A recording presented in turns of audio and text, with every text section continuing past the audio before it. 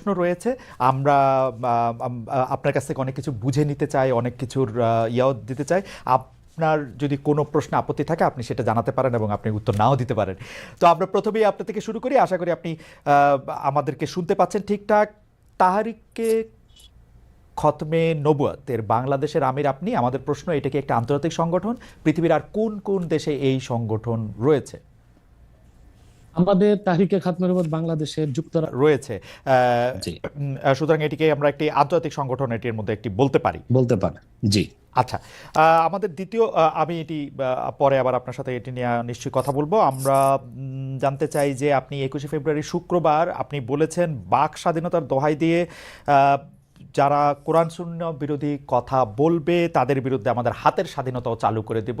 এটা আসলে আপনি কি মিন করেছেন? এবং একই সাথে আপনি বলেছেন যে জনাব ফরহাদ মাজার, জনাব সলিমুল্লাহ খান, সোহেল হাসান, জনাব সোহেল হাসান গালিব এবং জনাব রাখাল রাহা সহ এদেরকে আসলে হত্যা বা চরম শাস্তি দিতে হবে। এটা দিয়ে আসলে আসলে আপনি কি বোঝাতে চান? না, আপনি হয়তোবা আমার বক্তব্য পুরাটা ভালো করে বুঝেননি। আমি আপনাকে উত্তর দিচ্ছি, তারপর আপনার কাছে আমার একটা প্রশ্ন আছে, উত্তর দিবেন বলে আশা করি। জি। প্রথম হচ্ছে যে আমি যে বলেছি হাতের স্বাধীনতা, এটা বলেছি রাখাল রাহা এবং ওই গালিবের ব্যাপারে, যারা আল্লাহ তার হাবিব মোহাম্মদ সাল্লাল্লাহু আলাইহি সাল্লামের আরশচুম্বী সম্মান মর্যাদার বিপক্ষে বক্তব্য দিয়েছে, আমাদের হৃদয়ে রক্তের ক্ষরণ সৃষ্টি করেছে, আমাদের ইমানে আঘাত করেছে। আর যেহেতু আজকে 50 বছর যাবত দেশের মুসলমান আলেম ওলামা সর্বশ্রেণীর মুসলিমদের দাবি হচ্ছে ব্লাসফেমি আইন, যেন নাস্তিক তার নাস্তিকতা নিচে পোষণ লালন করবে, ধর্মনিরপেক্ষতাবাদী তার ধর্মনিরপেক্ষতা আদর্শ নিজে লালন করবে, কিন্তু ফ্রিডম অফ স্পিচ এবং ফ্রিডম অফ এক্সপ্রেশন, বাক স্বাধীনতা, মুক্ত চিন্তার দোহাই দিয়ে যখন তখন আল্লাহ তার হাবিব সাল্লাল্লাহু আলাইহি ওয়াসাল্লামকে গালি দিবে, ইসলামের বিরোধিতা করবে, আর রাষ্ট্র তাদেরকে প্রতিহত করবে না, প্রতিরোধ করবে না, বরং আমরা তাদের যদি শাস্তি দাবিতে রাস্তায় নামি, তখন রাষ্ট্র আমাদের ট্যাক্সি কিনা বুলেট আমাদের বুকে মারে। যুগের পর যুগ আমাদের দাবি আদায় হচ্ছে না, আর তারা বাক স্বাধীনতার দোহাই দিয়ে আমাদের ইমানে আঘাত করবে, তখন তো নিরুপায় হয়ে আমরা আমাদের হাতের স্বাধীনতা বাস্তবায়ন করবই। আর সলিমুল্লাহ আর ফরহাদের ব্যাপারে আমি মৃত্যুদণ্ডের কথা বলিনি। আমি বলেছি সলিমুল্লাহ এবং ফরহাদ অত্যন্ত বুদ্ধিবৃত্তিক ভাবে মানুষকে, সমন্বয়কদেরকে বিপদগামী করছে। ওকে, আপনি কি আমাকে প্রশ্নটা করতে চেয়েছিলেন, সেটা কি করবেন? আমার আর একটা প্রশ্ন রয়েছে ব্যাপারে। আপনাকে আমার প্রশ্ন যে আপনি তো এই বিষয়ে আমাকে মুখোমুখি আনলেন, কিন্তু রাখাল রাহা এবং গালেব তাদেরকে আপনি মুখোমুখি করলেন না কেন? এতদিন চলে গেল। আচ্ছা, আপনি কি এই প্রশ্নের উত্তরটি মানে প্রথম কথা হচ্ছে যে আপনাকে এই বিষয়েই শুধু না, আমরা অনেকগুলি বিষয় বুঝে নেওয়ার জন্য সেটা কথা বলেছি। আপনি একজন ইসলামী স্কলার, বিভিন্নভাবে আপনি হচ্ছেন এই বিষয়ে আপনার যে মতামত, সেই মতামত দেওয়ার জন্য অনেকে বলে থাকেন সবচেয়ে যোগ্যদের একজন। সেজন্য আপনার কাছ থেকে আমরা এটা শুনতে চেয়েছি। জনাব সোহেল হাসান গালিব এবং জনাব রাখাল রাহা তারা এখন আত্মগোপনে আছেন। আমরা শুনেছি সোহেল হাসান গালিব হচ্ছে মানে ইয়ার হেফাজতে আছেন, যাকে গ্রেফতার বলা হচ্ছে। সেই জন্য আমরা তাকে আসলে ইচ্ছা করলেও আমরা আসলে তাকে পাবো না এবং তাকে মুখোমুখি করার ব্যাপারে আমরা পারবো না। আপনাকে মুখোমুখি করার অর্থ হচ্ছে আমরা আপনার কাছে অনেক কিছু আসলে জানতে চাই এবং বুঝে নিতে চাই, যেহেতু আপনি এই বিষয়ে কথা বলার জন্য সবচেয়ে যোগ্যদের একজন বলে অনেকেই মত দিয়ে থাকেন। সেই জন্য আমি আশা করি যে আপনার প্রশ্নের উত্তর আমি দিতে পেরেছি। মানে আপনার সাথে ওনাদের তুলনা আমি করতে চাই না আর কি। হাওয়েভার, জনাব আব্বাসী, আমি কি আপনাকে পরবর্তী প্রশ্ন করতে পারি? আচ্ছা, আপনি বলেছেন যে আমাদের হাতের স্বাধীনতা যেহেতু আপনার এটা পালন করা হচ্ছে না, সেখানে আমাদের বলতে আপনি কাদের কথা বুঝিয়েছেন? সেটাকে আপনি হাতে তুলে নেবেন নাকি আপনি আহ্বান জানাচ্ছেন হাতের স্বাধীনতা প্রয়োগ করার ব্যাপারে? দেখুন আমাদের মধ্যে আপনিও আছেন। ওকে, কারণ আপনার নাম মহিউদ্দিন। আপনি জানেন আপনার নামের অর্থ কি? আমার নামের অর্থ আমি জানি, কিন্তু আমি আপনার মানে আপনার বক্তব্যের সাথে দ্বিমত পোষণ করেন এরকম অনেক আলেমকেও আমি চিনি আর কি। যাই হোক, সেটার ব্যাপারে আমি পরে আসছি। আপনি আমার শিক্ষক হিসেবে আপনি আমাকে একটু ব্যাখ্যা করেন যে জিনিসটা আসলে আমাদেরটাকে। জি জি, সরি, আমি খালেদ ভাই আপনাকে ভাই বলছি। জি, আপনি আমার চেয়ে বয়সে বড় হবেন। দ্বিতীয় কথা হচ্ছে, উত্তরটা শুধু আপনাকে দিচ্ছি না, আপনার মাধ্যমে অনেককেই দিচ্ছি। আল্লাহ তাআলা পৃথিবীর মানুষকে 3টা শ্রেণীতে ভাগ করেছেন: মুমিনুন, কাফিরুন, মুনাফিকুন। এই জন্য 3 নামে কোরআন কারিমে সূরাও এসেছে। মুমিনের নামে সূরা আল মুমিনুন, কাফিরের নামে সূরা কাফিরুন, মুনাফিকের নামে মুনাফিকুন। তার মানে বিশ্বাসী অবিশ্বাসী বর্ণচোরা। যারাই মুমিনুন বা বিশ্বাসী, আপনি যদি সেই বিশ্বাসীদের একজন হন, তবে হাতের স্বাধীনতাকে আপনিও সমর্থন করবেন, আমি আপনাকেও আমার মধ্যেই রাখলাম। আমি আপনার হাতের স্বাধীনতাকে আমি আসলে এখন পর্যন্ত সমর্থন করতে পারতেছি না, এইটা আমি বুঝতে চাইতেছি। কারণ হচ্ছে যে অনেক, এটা আপনি আমাকে বলেন সেই আপনি কিনা, মানে আমাকে না রেখে আপনি আপনাকে বলেন যে এই হাতের স্বাধীনতা আপনার কিনা। এবং পাশাপাশি আমার প্রশ্ন, বাংলাদেশে এই রকম ফতোয়া দেওয়ার আর কার অধিকার রয়েছে, বা আপনি ছাড়া আর কে এরকম বলতে পারেন? দেখুন, হ্যাঁ সেটাই বলছি, আমি আমার থেকে আপনাকে দূরে সরাতে চাই না, কারণ আপনি মহিউদ্দিন মানে যে দিনকে জিন্দা করে, রাইট, ধর্মের পুনরুদ্ধার, দিনের সংস্কার। হ্যাঁ, পুনরুদ্ধার না, দিন তো পরিপূর্ণ হয়ে গেছে ১,৫০০ বছর আগে।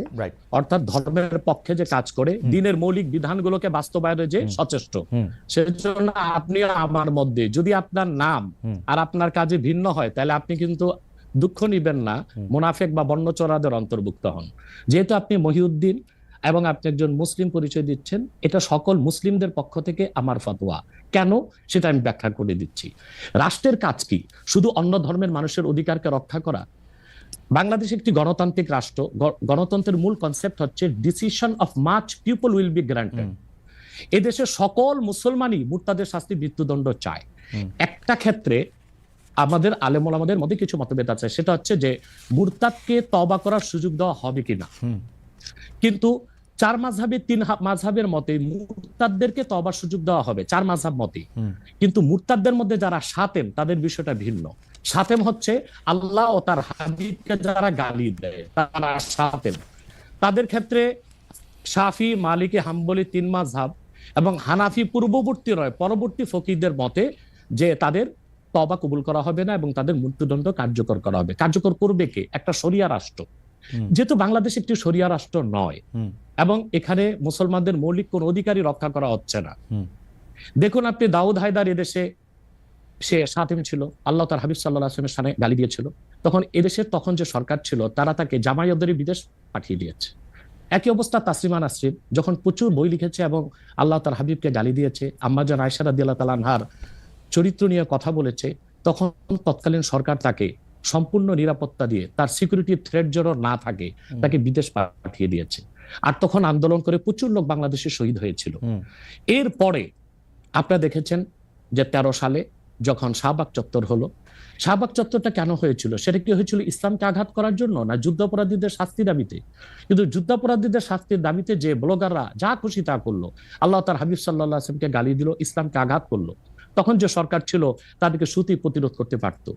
তারই ধারাবাহিকতায় 2013 সালের 5ই মে শাপলা চত্বরে আমরা আন্দোলনে নামলাম। সবাই ছিল সহনশীল, শিথিল পন্থা একটা আন্দোলন হয়েছিল। কিন্তু কি যে জেনোসাইড বা গণহত্যাটা করা হয়েছে, আমি তো উপস্থিত ছিলাম সেখানে, আমি তো প্রত্যক্ষ সাক্ষী। তো এভাবে আমাদের ট্যাক্সে, আমাদের ভ্যাটে অধিক সংখ্যক জনগণের ম্যান্ডেট নিয়ে সরকার আপনি কিন্তু আমার প্রশ্নটা, আমি জানি না, মানে আমি আপনার প্রশ্নটা বুঝাইতে পারতেছি কিনা। বুঝাইতে পারছি। আচ্ছা, জি স্যার, বলেন। শাতেমদেরকে সরকার পৃষ্ঠপোষকতা দিবে, কোনো শাস্তি নির্ধারণ করবে না, তখন তো আমরা আমাদের আইনকে হাতে তুলে নিতেই হবে, আমাদের তো আর করার কিছু থাকে না। স্যার, এই আইনকে যে হাতে তুলে নেবেন, এই জনটাকে আপনি কোনো বিচার কি তার বিচার করবেন? কারণ আমরা ইসলামিক স্কলারদের কাছেই শুনছি যে তার বিচারকরা তার বিচার করবেন, বিচার করার পরে তার এটার মধ্যে এটা হবে। কিন্তু আপনি বলছেন আইন আপনি হাতে তুলে নেবেন, সেইটা মানে আমি আমি আমি প্রশ্নটা কি করে করব ডক্টর আব্বাস, আমি জানি না, মানে এইটার জন্য আপনি যে ফিটেস্ট লোক, এটা আপনি কিভাবে জানেন, মানে এবং আর কে আসে এরকম? দেখুন, তার প্রথম জবাব হচ্ছে উত্তর গেটে আপনি দেখেছিলেন আমি একা ছিলাম না। উত্তর গেটে জনসমুদ্র হয়ে গিয়েছিল এবং সেখানে হেফাজতের শীর্ষ নেতা মীর ইদ্রিস নদভী সাহেব ছিলেন, অসংখ্য আলেম ওলামা ছিল। আমার ফতোয়াটা তারা সবাই সমর্থন করেছে, অতএব এই ফতোয়া আমি একা নই। আপনি যে স্কলারদের কথা বলছেন, আদৌ কি তারা স্কলার কিনা এবং জনগণের আস্থা আছে কিনা, সেটা একটা দেখার বিষয়। তাহলে তো আমি বলবো আমার মত ঠিক কিনা, তার যদি অন্য স্কলাররা দ্বিমত পোষণ করে, আপনার টেবিলে তাদেরকে ডাকুন, আমার সাথে ডিবেটে আসুক। আমাকে ইসলাম এই অধিকার দিয়েছে। আপনি তো এর আগে অনেক, মানে আমরা কোথায় কনফিউজড হই স্যার, আমরা যারা আপনার মতো এত এই মানের আলেম না, কিন্তু অন্য আলেমদের মুখে আমরা যখন শুনি যে এটা আসলে বিচার করতে হবে, কেউ আসলে ফতোয়া দিতে পারে, কেউ দিতে পারে না, এবং আপনি যখন আরেকজন ইসলামিক ক্লেরিক, আমরা নাম বলতে পারি ডক্টর মিজানুর রহমান আজহারি, তাকে নিয়েও বলেন যে তিনি কাফের, তাকে আসলে দেশ ছেড়ে চলে যেতে হবে, তখন আমরা একটু কনফিউজ হয়ে যাই। বলছি জি না, কনফিউজ হবেন কেন? আপনি যার কথা বলেছেন সে কি বলেছিল আপনি দেখেছেন তার বক্তব্যগুলো? আমি দেখেছি, কিন্তু তার শোনেন কথা শোনেন। জি, তাকে বলুন, সে তো আমার ছাত্র, তাকে জিজ্ঞেস করুন। 2007 সালে সে আমার থেকে সবক নিয়েছে দারুন রাজাত মাদ্রাসায়। আমি তার টিচার, আমি তার শিক্ষক, এবং তার শিক্ষকরাও আমাকে শিক্ষক মানে। অতএব সে যদি, দেখুন আপনাকে পিছন থেকেই বলতে হচ্ছে, আপনি সময় দিতে হবে আমাকে। আপনি কিন্তু বসে আছেন একা, আমার কিন্তু কয়েক হাজার লোক বসে আছে আমার অপেক্ষায়, একটা শিডিউল প্রোগ্রাম আমি রেখে বসেছি আপনার এখানে। যেহেতু আপনার মাধ্যমে আমার মেসেজটা আমি অনেকের কাছে পৌঁছাতে পারবো। আপনি যে ব্যক্তির নাম নিয়েছেন, তাকে আপনি কি দিয়ে তাকে স্কলার বলবেন? লক্ষ লক্ষ লোক হলে স্কলার হয়? এটা কোনো কথা নয়। দ্বিতীয় কথা হচ্ছে সে মুফতি নয়, ফতুয়া দেবার অধিকার রাখে মুফতি। স্কলার হওয়া এক জিনিস, ওয়াইজ হওয়া এক জিনিস, মুফতি হওয়া আরেক জিনিস। আমার কথা হচ্ছে, আমি কি গ্র্যান্ড মুফতি বাংলাদেশে তা আমি বলছি না, এটা বলার অথরিটি আমার নেই, কিন্তু আমার ফতুয়াতে কলম বসাবার মতো 10টা মুফতি আপনি বের করে দেন। এখন অন্য মুফতিরা বলছে না কেন, সেটা একটা সাহসিকতার বিষয় আছে, সেটা আরো কোনো তাদের প্রতিবন্ধকতা থাকতে পারে। যেমন আপনি দেখেছেন আওয়ামী শাসনের সময় দেশের অনেক বড় বড় আলেম শেখ হাসিনার দালালি করেছে, তো তারা কি এমন কোন ফতোয়া দিবে যে সরকার বেকায়দায় পড়ে? এখন অনেক আলেম আছে যেটা বর্তমান সরকারের নির্লজ্জ সমর্থন করে যাচ্ছে, কিন্তু এই সরকার ক্ষমতা আসার পর থেকে আমি শরিয়ার কোরআন সুন্নাহর আলোকে যতটুকু সমালোচনা করা দরকার গঠনমূলক সমালোচনা করে যাচ্ছি। আর আমাদের মতো 2-4-10 জন যারা মিডিয়াতে আছে তারাই কিন্তু দেশের আলেম না, হাজার হাজার আলেম ওলামা পীর মাশায়েখ নীরবে নিভৃতে নির্জনে ইসলামের খেদমত করে যাচ্ছে, তাদের মতামতটাও দেখতে হবে। এখন যারা ফ্রন্টে চলে এসেছে, মিডিয়াতে চলে এসে সেলিব্রিটি হয়ে গেছে, তারাই কি বললো সেটা দেখার বিষয় না। এখানে তো যদি আপনি একটা প্রশ্ন আনেন যে আসলে শাতিমকে ক্ষমা পেতে পারে কিনা, বা রাষ্ট্র যদি শাতিমকে পৃষ্ঠপোষকতা দেয়, তার শাস্তি নির্ধারণ না করে, তাহলে কোনো জনগণ বিচারটা হাতে করতে পারবে কিনা? আপনি দেখুন পৃথিবীতে যত অভ্যুত্থান ও বিপ্লব হয়েছে জনগণ আইনকে হাতে তুলে নিয়েছে। আপনি 5ই আগস্ট দেখেন বাংলাদেশে রাষ্ট্র ক্ষমতা যে এসেছে বর্তমান সরকার, এটা গণতান্ত্রিক পদ্ধতিতে হয় নাই, ছাত্র জনতা আইনকে হাতে তুলে নিয়েছিল। এই বিপ্লবকে আপনি অবৈধ বলবেন? যে 6-7 জন সমন্বয়ক নেতৃত্ব দিয়েছে তাদেরকে আপনি সন্ত্রাসী বলবেন? না, কিছু করার ছিল না। 15 বছরে যে জগদ্দল পাথর ফেসিবাদী হাসিনা বসেছিল, গণতান্ত্রিক পদ্ধতিতে এটাকে সরানো সম্ভব হয় নাই, আইনকে হাতে তুলে নিতে হয়েছে। অতএব যদি গণতন্ত্রের স্বার্থ রক্ষে আইনকে হাতে তুলে নেওয়া যায়, আল্লাহ তার হাবিবের সুমহান ইজ্জত এবং স্বার্থে আল্লাহ তার হাবিব সাল্লাল্লাহু আলাইহি ওয়াসাল্লামের ইজ্জতের বিপক্ষে কেউ কথা বলবে এবং ধারাবাহিকভাবে শাস্তি পাবে না, চলতেই থাকবে, আমরা শুধু মিটিং মিছিল করে লাঠি পেটা খাবো আর গুলি নিব। স্যার আপনার কাছে মনে হয় না, স্যার আপনার কাছে মনে হয় না এটা আপনার, স্যার আপনার কাছে মনে হয় না এটা আপনার পয়েন্ট অফ ভিউ? বিকজ আপনি যা বলছেন, হ্যাঁ আপনি এটা ঠিক যে আপনি তো একজন স্কলার, শিক্ষক, পড়াচ্ছেন, এবং আপনি গ্র্যান্ড মুফতি না হলেও একজন মুফতি, কিন্তু আমরা ধরেন আমি এখন কথা বললাম হচ্ছে যে বাংলাদেশে কিন্তু এইটাও প্রচলিত যে যারা বলতেছে যে তারা আসলে যা কিছু পরীক্ষিত হাদিস নয়, যা কিছু পরীক্ষিতভাবে কোরআনের ফয়সালা নয়, তারা তা মানতে চান না। ধরা যাক ঈদে মিলাদুন্নবী সম্পর্কে তাদের একটা বয়ান আছে, তাদের আরও অনেক কিছু নিয়ে তাদের একটা বয়ান আছে। তাদের মধ্যে থেকেও কেউ কেউ আছেন যারা মক্কা মদিনায় বড় বড় জায়গায় আলেমের কাজ করতেছেন। আমি আব্দুর রাজ্জাক বিন ইউসুফের কথা বলতে পারি, আরও আপনি জানেন কাদের কথা আমি বলছি। তাদের কেউ কেউ মনে করেন আপনার পথ তো আসলে ঠিক না। 1, 2 হচ্ছে আপনি যার কথা যেভাবে বলতেছেন যে ধরেন মিজানুর রহমান আজহারি কি আসলে একজন স্কলার কিনা।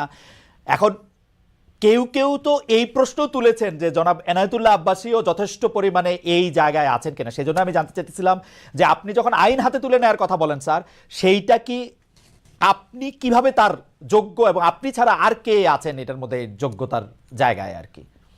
আমি এখন বলছি, আমি মনে করি আমি গ্র্যান্ড মুফতি বাংলাদেশের। আচ্ছা, আপনি মনে করছেন আপনি গ্র্যান্ড মুফতি? ওকে, এবং এটা আমি চ্যালেঞ্জে। ওকে ওকে,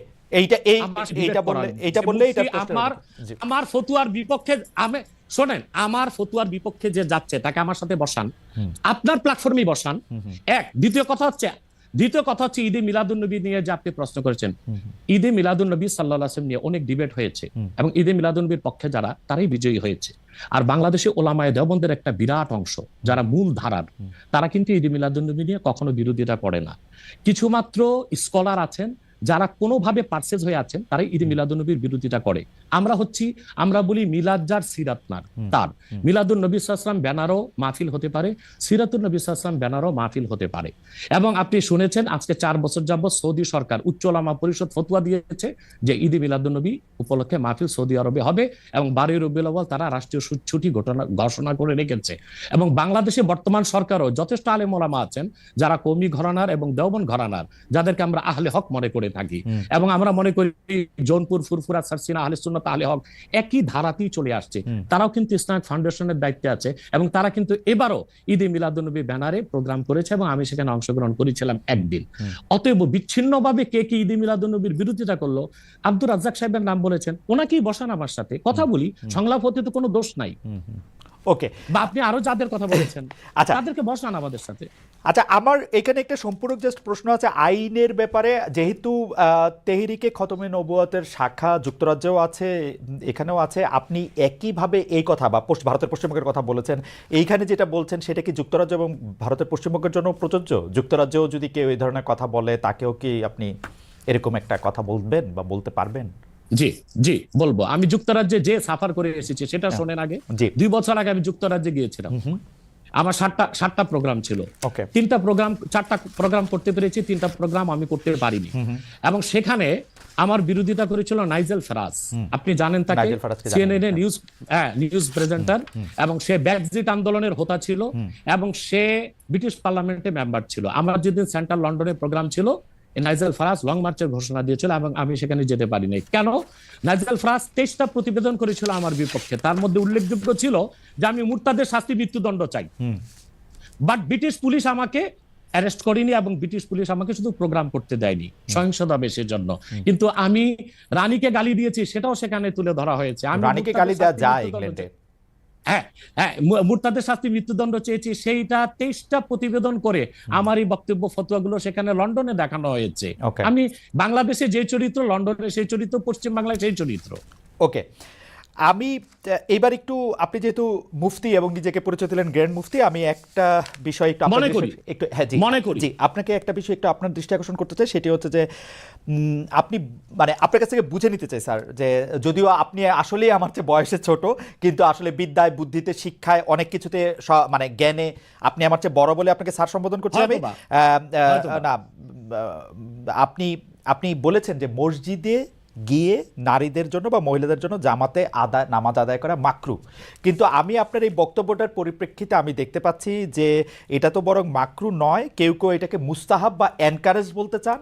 অনেকে উদাহরণ দিচ্ছেন আয়েশা, যিনি প্রফেটের স্ত্রী ছিলেন, রাদিয়াল্লাহু আনহা, হ্যাঁ আয়েশা রাদিয়াল্লাহু আনহা, উনি ইমামতি করে মেয়েদের নামাজ পড়িয়েছেন, এবং যে জায়গায় আপনি এটা মুকরু বলছেন ওই জায়গায় কেউ মুস্তাহাব বলতে গিয়ে আপনার বক্তব্যের বিরোধিতা করছেন। এটা নিয়ে আপনি যদি আমাদের একটু বলেন। এটা আমি চ্যালেঞ্জ করছি, ওপেন চ্যালেঞ্জ। আম্মা জান আয়েশা রাদিয়াল্লাহু তাআলা আনহা কখনোই ইমামতি করেননি, বরং জাকওয়ান ইমামতি করেছিল, পিছনে তিনি নামাজ পড়েছিলেন। সেটা ফরজ নামাজ ছিল না, তারাবিয়ার নামাজ। আপনাকে যে তথ্য দিয়েছে সে ভুল তথ্য দিয়েছে। ওকে, সেটা মেয়েদের নামাজ পড়াটা মুস্তাহাব কিনা? এক। দ্বিতীয় হচ্ছে আল্লাহর হাবিব সাল্লাল্লাহু আলাইহি ওয়াসাল্লামের নূরের জামানায় মসজিদ নববীতে মহিলাদেরকে অ্যালাউ করা হতো, তারা নামাজে আসতেন। কিন্তু আল্লাহর হাবিব সাল্লাল্লাহু আলাইহি ওয়াসাল্লাম মহিলাদেরকে নিরুৎসাহিত করেছিলেন, নিষেধ করেন নাই। কারণ মহিলাদেরও দিন শেখা বাকি ছিল এবং আল্লাহ হাবিব সাল্লাল্লাহু আলাইহি ওয়াসাল্লামের কাছে ওহী আসতো, সেজন্য মহিলাদের নিষেধ করা হতো না, তারা মসজিদে আসতেন। হযরত ওমর রাদিয়াল্লাহু তাআলা আনহু তার খেলাফতের সময় বলেছেন মহিলাদের জন্য ঘরেই নামাজ পড়াটা উত্তম। তখন প্রচুর পরিমাণ সাহাবী উপস্থিত ছিলেন, তারা হযরত ওমরের এই কাজে কেউ বাধা দেননি। সেজন্য মহিলাদের মসজিদে আসাটা হারাম নয়, মাকরু বলা হয়েছে জামাতে আসা। কারণ আম্মাজান আয়েশা রাদিয়াল্লাহু তাআলা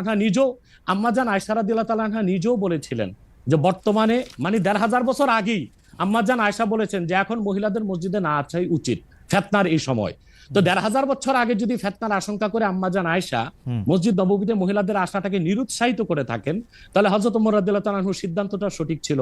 আর বর্তমান যুগে সেটা আমরাও নিরুৎসাহিত করি, এজন্যই মাকরু বলি। মাকরু মানে হারাম নয়, খুব কঠিনভাবে নিষিদ্ধ নয়, জাস্ট নিরুৎসাহিত করা।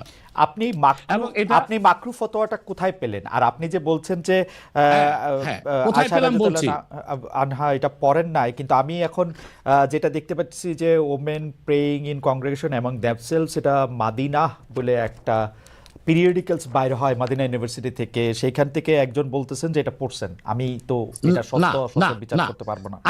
আয়েশা রাদিয়াল্লাহু তাআলা আনহা ইমামতি করেননি, তিনি জাকওয়ান ওনার খাদেমের পিছনে নামাজ পড়েছেন। ওকে, সেটা ফরজ নামাজ ছিল না, তারাবিহের নামাজ ছিল।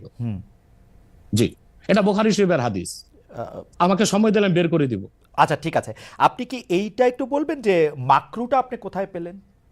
এটা হানাফিদের সর্বসম্মত মত।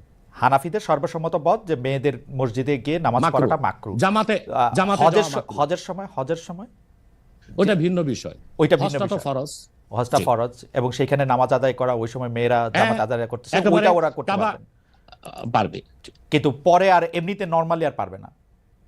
পারবে না মানে বললাম তো, নিরুৎসাহিত করা হয়েছে। তারা ঘরে পড়বে, ঘরে পড়াটাই উত্তম। এটা যদি মাকরু হইতো তাহলে কি হজের সময় এটা পড়াটা জায়েজ থাকতো?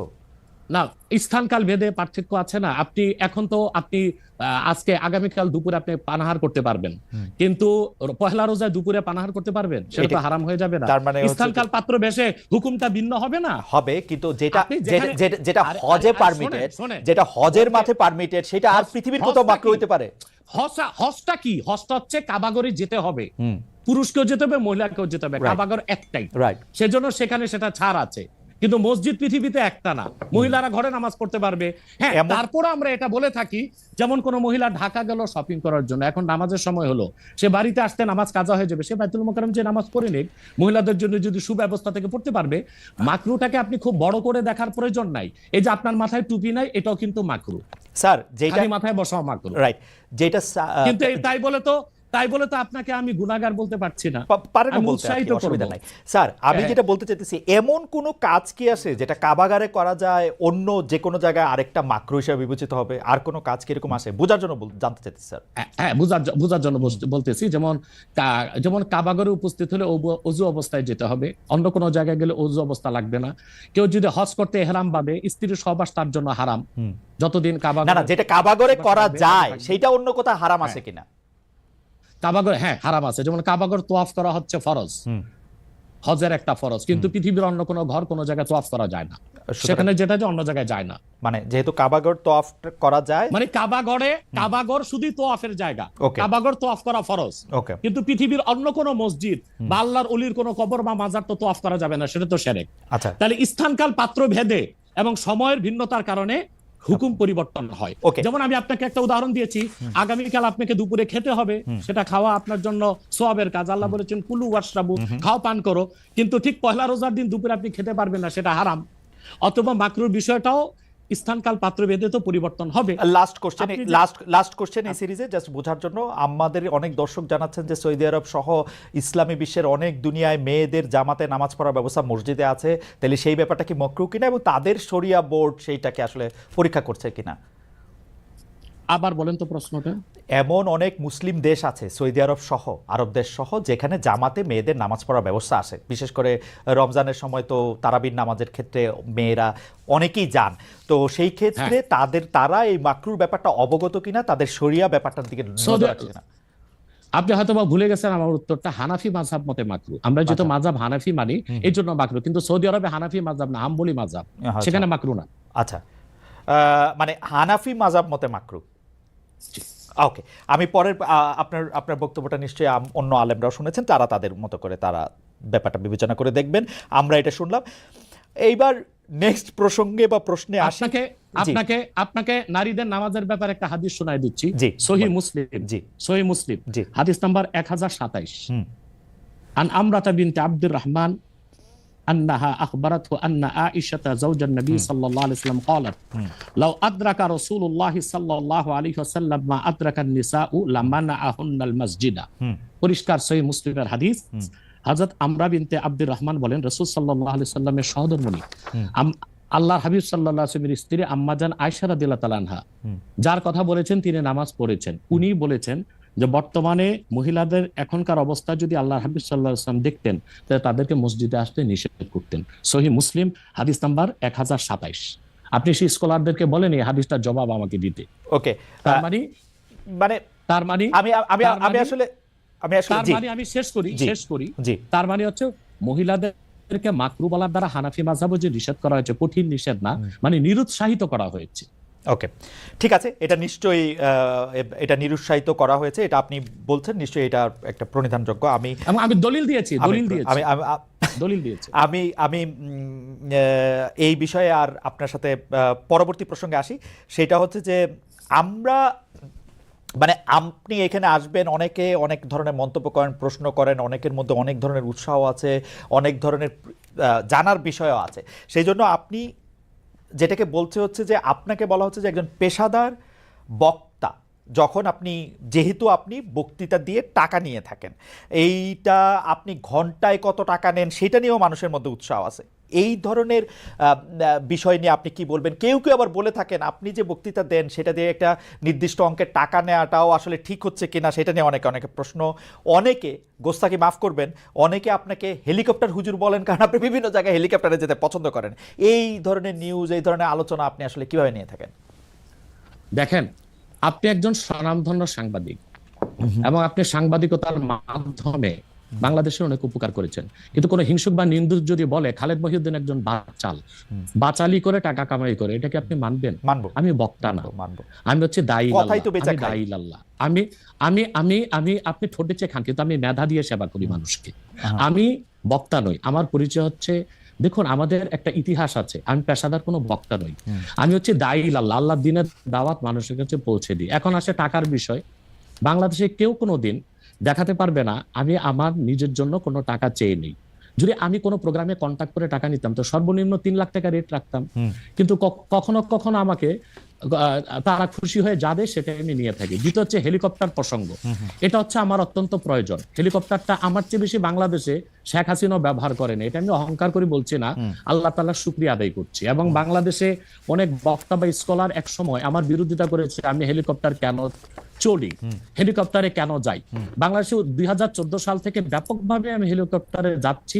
এখন অনেক বক্তা, স্কলার বা স্ক্রু ড্রাইভার যাই বলেন, তারা হেলিকপ্টার ব্যবহার করছে, এখন আর সমস্যা হচ্ছে না। আমারটাই আর কি সমস্যা ছিল। হেলিকপ্টারটা কেন ব্যবহার করি, আপনাকে একটা সহজ উদাহরণ দিচ্ছি।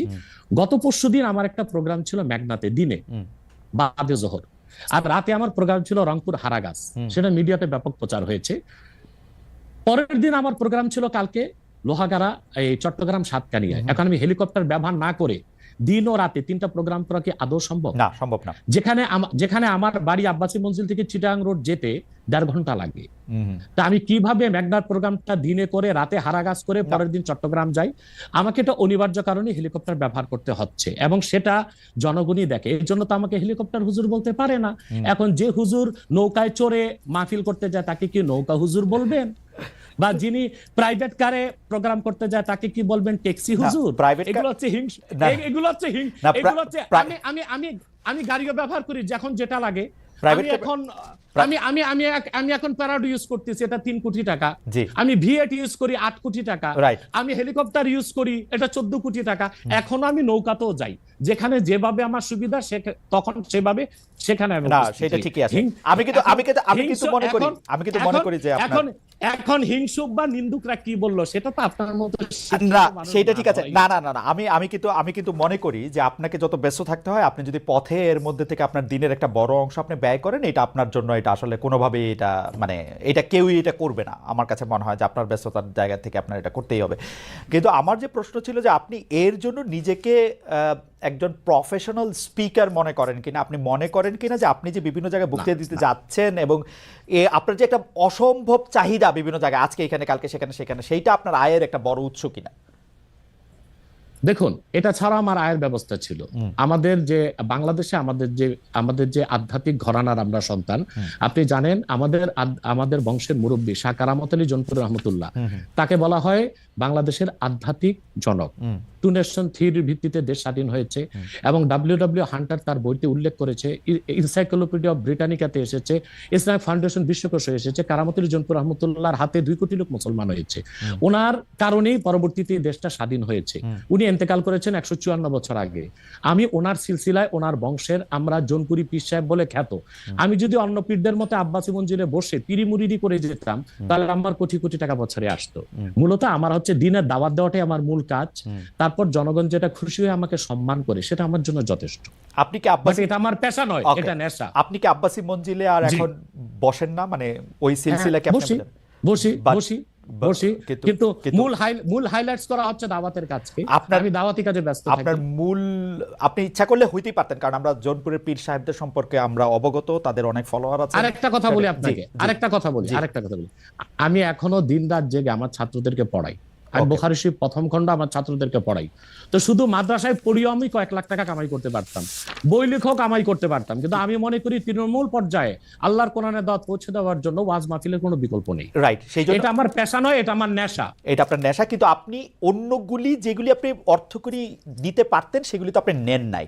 আপনি নিছেন হচ্ছে দিনের দাওয়াতের জায়গাটাকে, টাইমটাকে, নিচ্ছি, সেই ওগুলো নিচ্ছি, ওগুলি কিন্তু আপনি ঠিক টাকার জন্য আপনি ব্যবহার করতেছেন না। আয়ের ব্যবস্থা নয়। রাইট, সেই জন্য আমরা আপনাকে একজন পেশাদার মানে বা প্রফেশনাল রিলিজিয়াস স্পিকার এরকম বলতে পারি কিনা, সেইটাই ছিল আর কি আমাদের প্রশ্ন।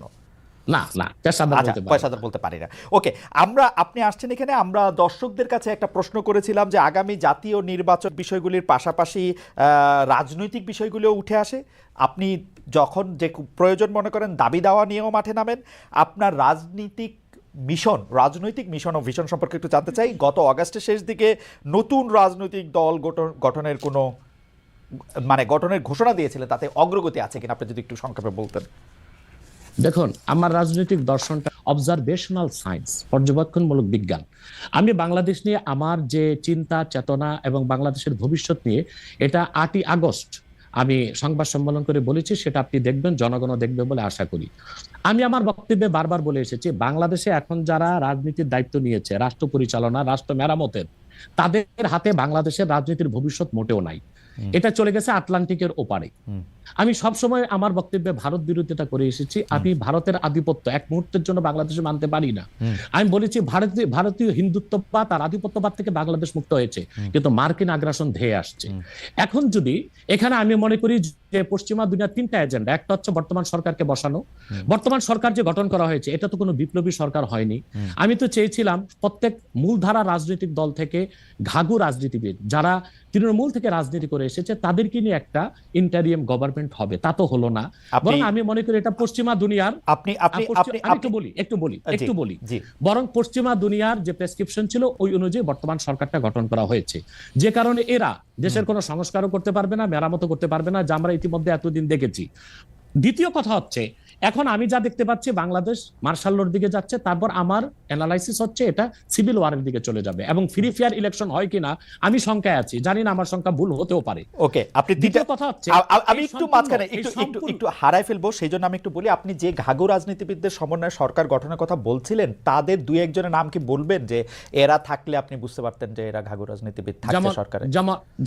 যেমন মনে করেন বিএনপি থেকে 2-1 নেওয়া যেতে পারতো, জামাত ইসলামের ডক্টর শফিক সহ আরো কিছু অভিজ্ঞ কিছু নেতা নেওয়া যেতে পারতো, এবং আরো যেমন ছাত্র সমন্বয়কদের থেকে যারা যেমন তাদেরকে যারা বুদ্ধিভিত্তিক নেতৃত্ব দিয়েছে তাদের রাখা যেতে পারতো। অর্থাৎ বাংলাদেশের যে রাজনীতি করবে তারা বাংলাদেশের ইতিহাস, ঐতিহ্য, এই জাতির নৃতত্ব সম্পর্কে জানা থাকতে হবে, নতুবা এই জাতিকে কেউ শাসন করতে পারবে না। যারা এখন শাসন করতেছেন তাদেরকে আপনি এর যোগ্য মনে করেন না, এবং আপনি মনে করেন একটা সিভিল ওয়ারের দিকে, একটা মার্শাল লর দিকে?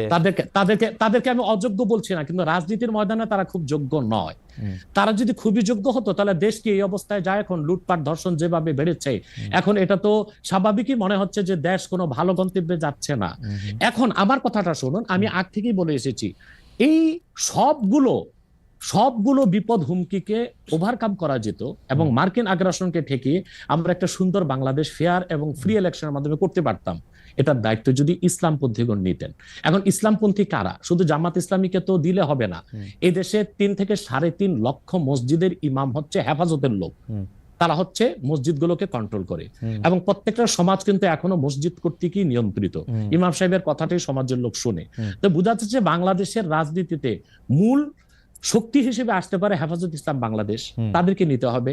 জামাত ইসলামী আছে, খেলাফত আছে, অন্যান্য ইসলামী দলগুলোকে নিয়ে যদি একটা অ্যালায়েন্স করা যেত, তাহলে বাংলাদেশে যে কোনো আগ্রাসনও ঠেকানো যেত, ফ্রি অ্যান্ড ফেয়ার ইলেকশনও করা যেত, এবং অন্তত শতাধিক আসন নিয়ে ইসলামপন্থীগণ সংসদে যেতে পারত। ওকে, ইসলামপন্থীদের কথা যেহেতু আসলো, আপনাকে প্রথমে একটু প্রশ্ন করে রাখতে চাই যে আপনি নতুন রাজনৈতিক দল ঘোষণা অগাস্টে দিয়েছিলেন, আপনার রাজনৈতিক দর্শনের কথাও বললেন, যেটা অনেকের থেকে আলাদা। বর্তমানে যেসব রাজনৈতিক ইসলামী আদর্শে অনুপ্রাণিত রাজনৈতিক দল আছে, জামাত ইসলামী সহ, তাদের কারোর সাথে যুক্ত হওয়া বা তাদের কারোর ব্যাপারে তাদের তাদের অন্তর্ভুক্ত হওয়ার কি আপনি ভাবছেন, বা তাদের কাউকে আপনি সহি ইসলামিক আদর্শে অনুপ্রাণিত রাজনৈতিক দল মনে করেন কিনা? দেখুন, আমি আগেই বলেছি যে আমি অ্যাপ্লাইড পলিটিক্স করি না, আমি থিওরিক্যাল পলিটিক্স করি। কারণ আমি খেলাফার আদর্শে বিশ্বাসী, আমি ডেমোক্রেসিতে বিশ্বাসী নই। আমি মনে করি ডেমোক্রেসি বা গণতন্ত্রটা পৃথিবীর মানুষকে প্রতারিত করছে। ডেমোক্রেসি বা গণতন্ত্রের সুবিধা নিচ্ছে আমেরিকা এবং কয়েকটা ইউরোপিয়ান দেশ। আমাদের মতো তৃতীয় বিশ্বের দেশগুলো গণতন্ত্রটাই আমাদের জন্য অভিশাপ। আমাদের কোনো স্বাধীন পররাষ্ট্রনীতি নেই, আমাদের কোনো ট্যাক্সি অর্থনীতি নেই, আমাদের কোনো পূর্ণাঙ্গ শিক্ষা ব্যবস্থা নেই, আমাদের কোনো সুস্থ সংস্কৃতি নেই। এটার জন্য ডেমোক্রেসিকে একটা আপনি বাধা মনে করতেছেন? এই যে নাই যে এবং অভিশাপ মনে করি, তাহলে তো এই জন্য এখন যারা বাংলাদেশে রাজনীতি করছে ইসলামী রাজনীতির ব্যানারে, তা তো ডেমোক্রেসি করছে, অথবা আমি তাদের সাথে যুক্ত হওয়ার প্রশ্নই আসে না। তবে তারা যেন সুবিধাজনক ভাবে সংসদে যেতে পারে, বিরাট সংখ্যক একটি প্রতিনিধি দল নেই, সেটা আমি চাই। এটা শরীয়তের একটা বিধান আছে, আর জারুরাতু তাতাকাদ্দারু বিকাদ্রি জারুরা। ডেমোক্রেসিকে আমি পছন্দ করি না, কিন্তু বিশেষ মুহূর্তে বড় বিপদকে ঠেকাতে মাঝে মধ্যে হারাম জিনিসটাকে কিছু সময়ের জন্য হারাম জেনে কিছু সময়ের জন্য শিথিলতায় যাওয়া যায়। সেজন্য আমি মনে প্রাণে চাই, আমি খেলাফায় বিশ্বাসী হলেও এদেশে যারা ইসলামী রাজনীতির ব্যানারে আন্দোলন করছে সর্বোচ্চ সংখ্যক আসন নিয়ে তারা সংসদে যান। কিন্তু তাদের মধ্যে তো অনেকগুলি ফ্র্যাকশন আছে, একজন আরেকজনের ঠিক বিশ্বাস করে না। জামায়াতে ইসলামীকে যেমন ধরেন, জামায়াতে ইসলামী অনেক ইসলামিক রাজনৈতিক দলের কাছেই খুব গ্রহণযোগ্য দল না। আমরা দেখেছি যে হেফাজতে ইসলামীর আন্দোলনের ক্ষেত্রে শেখ হাসিনাকে কওমি জননী উপহার দেওয়া, শেখ হাসিনার সাথে হাতকে শক্তিশালী করার জন্য হেফাজতের বিভিন্ন নেতৃবৃন্দের বিভিন্ন সময় সার্বিক অবস্থান জামাতে ইসলামীকে ঠেকানোর জন্য হয়েছিল। আপনি নিশ্চয়ই খেয়াল করেছেন। আমি এই ফ্র্যাকশনগুলো আলাদা আলাদা করে বলতে পারি। চরমোনাই সাহেবের যে এটা আমি একমত নই, হেফাজত ইসলামী আর জামাত ইসলামের মধ্যে আমি বলি এক হচ্ছে জামাত ইসলামীর যিনি প্রতিষ্ঠাতা ছিলেন আবুল আলা মওদুদী, তিনি মুহাদ্দিসও ছিলেন না, মুফাসসিরও ছিলেন না, তবে তিনি ছিলেন দার্শনিক এবং রাষ্ট্রচিন্তক। তো জামাত ইসলামী যারা করছেন তারা তো আসলে আবুল আলা মওদুদীর কোনো মাসালা বা ফেকা মানতেছে না। এবং জামাত ইসলামী তো অসংখ্য লোক আমি দেখেছি দক্ষিণ চট্টগ্রামে, তারা আমাদের মতো কট্টর সুন্নি, অর্থাৎ তারা মিলাদ কিয়াম করতেছে, তারা পিরি মুরিদি মানতেছে, কিন্তু রাজনৈতিকভাবে তারা জামাত ইসলামী করতেছে। তার মানে হচ্ছে 1922 সালে জিএনএ গ্র্যান্ড ন্যাশনাল অ্যাসেম্বলির মাধ্যমে কামাল পাশা আতাতুর্ক তুরস্কের মধ্যে ইসলামী শাসন ব্যবস্থার জন্য আর না হয় সেই ব্যবস্থা করেছিল। তারপরে প্যান ইসলামিজম নিয়ে আসলো জামালউদ্দিন আফগানি। পরবর্তীতে 1942 সালে আবুল আলা মওদুদী চিন্তা করলেন যে এই সংকটকালীন মুহূর্তে ইসলামী রাষ্ট্র প্রতিষ্ঠার জন্য গণতন্ত্রটাকে বেছে নেওয়া যেতে পারে। এটাই ছিল তার রাষ্ট্রের চিন্তা, আর সেটাই জামাত ইসলামের লোকজন অনুসরণ করছে। কিন্তু জামাত ইসলামের লোকজনগুলো কিন্তু আবুল আলা মওদুদীকে ইমাম হিসেবেও মানে না, কিংবা তার মাসালাও নিচ্ছে না, শুধু রাষ্ট্র। কিন্তু ডক্টর আব্বাসী এই কথাটা আপনি বলতেছেন, আমি তো জামায়াতের কোন নেতার মুখে এরকম শুনি নাই। আমি বলছি এখন ইসলামী একটি রাষ্ট্র প্রতিষ্ঠার জন্য তারা আবুল আলা মওদুদীর রাষ্ট্র চিন্তাটা নিয়েছে। এখন আমরা বা অন্য হেফাজত ইসলাম বা কওমি ঘরানার যারা বিরোধিতা করি জামাতের, সেটা হচ্ছে আবুল আলা মওদুদীর আকীদা যে ভুল ত্রুটি ছিল সেটার বিরোধিতা করি আমরা। কিন্তু একটা কথা মনে রাখবেন, ইসলামের মৌলিক বিশ্বাসের ক্ষেত্রে জৌনপুর, ফুরফুরা, দেওবন্দ, কওমি, চরমোনাই, জামাত, মসজিদ সবাই কিন্তু এক। ওকে, আপনি দেখেন, আপনি দেখেন, আমি বলি যেমন 13 সালের 5ই মে শাপলা চত্বর আমি উপস্থিত হয়েছিলাম কয়েক লক্ষ লোক নিয়ে। আমি তো জৌনপুরের এবং আমাকে সুন্নি বলেই জানে, কারণ হেফাজত ইসলামের 13 দফা দাবি আমাদের সকল মুসলমানের দাবি ছিল। এবং সেখানে সারা বাংলাদেশ থেকে 13 সালের 5ই মে জামাত ইসলামী ও শিবিরের লোকজন 200 বাস নিয়ে উপস্থিত হয়েছিল। কারণ ওই 13 দফা দাবির পক্ষে তারাও ছিল, হয়তোবা তারা রাজনৈতিকভাবে বলতে পারছে না, কিন্তু সেখানে উপস্থিত হয়েছিল। তো কথা হচ্ছে যে মৌলিক বিশ্বাসের ক্ষেত্রে সকল মাসলাকের মুসলমান এক, কিন্তু বাংলাদেশে রাজনীতি করার ক্ষেত্রে কিংবা নিজ নিজ অবস্থান ধরে রাখার জন্য শাখা প্রশাখাগত বিষয়ে একটু দ্বন্দ্ব আছে, এটা তো থাকতেই পারে। একটা ঘরে যদি 5টা ভাই থাকে, 5 ভাই কি আপনি যেটাকে শাখা প্রশাখাগত দ্বন্দ্ব বলতেছেন, সেই দ্বন্দ্ব আমরা অনেক সময় অনেক প্রকট দেখি। কেউ কেউ বলেন যে একজন আরেকজনকে বলেন যে তারা আসলে নাস্তিকদের থেকেও খারাপ, আরেকজন আরেকজনকে বলেন তারা বিধর্মী থেকেও খারাপ, একজন আলেম আরেকজন আলেমকে বলেন, সেগুলি আমরা শুনি। এবং রাজনৈতিক কারণে বলেন, অনেক সময় সেটি মানে কোনো বিষয়ের ব্যাখ্যা দিতে গিয়া না, রাজনৈতিক অবস্থানের কারণে বলেন। আমরা দেখেছি যে বাংলাদেশের ইসলামিক রাজনৈতিক দল, আমি এই মুহূর্তে নাম বলছি না, কিন্তু তারা জনসভায় ভাষণে বলেছেন যে তাদের আসলে জামায়াতে ইসলামীকে ঠেকানোই তাদের রাজনৈতিক আদর্শ। এটা তো হিংসা, প্রতিহিংসা। তো সেইটা তো আমি বলি একটা আপনাকে উদাহরণ দিচ্ছি। যেমন জামাত ইসলামীর যারা বিরোধিতা চরম পড়ে, আমি তো জামাত ইসলামের সমালোচনা করি গঠনমূলক, যেটা তাদের সংশোধন করা দরকার সেটা করতে হবে, কিন্তু আমি কি কখনো বলতে পারি যে জামাতের লোকজন নাস্তিকদের চেয়েও খারাপ? এটা কি বলা যায়? আপনি বলুন। এখন মনে করেন 13ই মে, আপনি বলছেন সেটা বলছি না, কিন্তু আমি বলছি একজন ইসলামী আলেম বলে আমরা একজনের চিনি, তিনি আরেকজনের বলতেছেন। আমি তাকে চিনি। ওই লোকটা যে লোকটা বলেছেন তার নামটা আমিও নিব না, কিন্তু বাংলাদেশে এমন অনেক ইসলামী রাজনীতির ব্যানারে রাজনীতি করছেন যারা কিনা মোসাদ বা কিংবা সিআই এর পেইড এজেন্ট হয়ে বসে আছেন। এখন রাজনৈতিক আক্রোশে অনেকে অনেক কথাই বলে, যেমন জামাত ইসলামীর বিরোধিতা করতে যে ফরিদউদ্দিন মাসুদ এবং কিছু আলেম শাহবাগীদের সাথে একাত্মতা ঘোষণা করছে। এটা কেন করছে? তাহলে কি শাহবাগী না, তাহলে কি মতিউর রহমান নেজামী, দেলোয়ার হোসেন সাইদি তাদের চেয়ে ভালো ছিল শাহবাগীরা? যে মতিউর রহমান নেজামী, দেলোয়ার হোসেন সাইদি বা জামাতের যাদের ফাঁসি হয়েছে তাদের ফাঁসি রায় কার্যকর করতে ফরিদউদ্দিন মাসুদ শাপলা চত্বরে চলে গেছে, শাপলা চত্বর না শাহবাগ চত্বরে চলে গেছে, নাস্তিক ব্লগারদের সাথে একাত্মতা ঘোষণা করছে।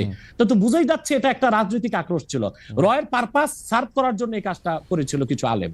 অথবা ওই ধরনের কোন আলেম কি বললো, তার মুরিদ কত, তার জনসংখ্যা কত, সেটা কোনো দেখার বিষয় না। সেটা বুঝাই যাচ্ছে কোন একটা ইন্টেনশন থেকে সে কাজটা করেছে বা বলেছে। কিন্তু আমাদেরকে তো ইনসাফে থাকতে হবে। আমরা আবুল আলা মওদুদীর বা জামাত ইসলামীর সমালোচনা গঠনমূলক ভাবে করে আসছি, করতেছি। যেমন আমি জামাত ইসলামী মানে আপনি যেমন বললেন যে মওদুদী সাহেবের ফিলোসফিটা জামাতে ইসলামী আসলে সেইভাবে নিতেছে না, কিন্তু আমি কিন্তু ডক্টর আব্বাস, আমি কিন্তু এই কথা জামাতে ইসলামের কোন শীর্ষ নেতৃত্বের কাছে শুনি নাই। সত্যি কথা বলবে না, হ্যাঁ বলবে না কেন? বলবে না কেন? তারা যদি এটা না নেয় তাহলে এটা বলবে না কেন? হতে পারে এই জন্য বলবে না যে আপনার কর্মীদের মনোবল ভেঙে যাবে, কিন্তু আমি শীর্ষ নেতাদের মুখে শুনেছি।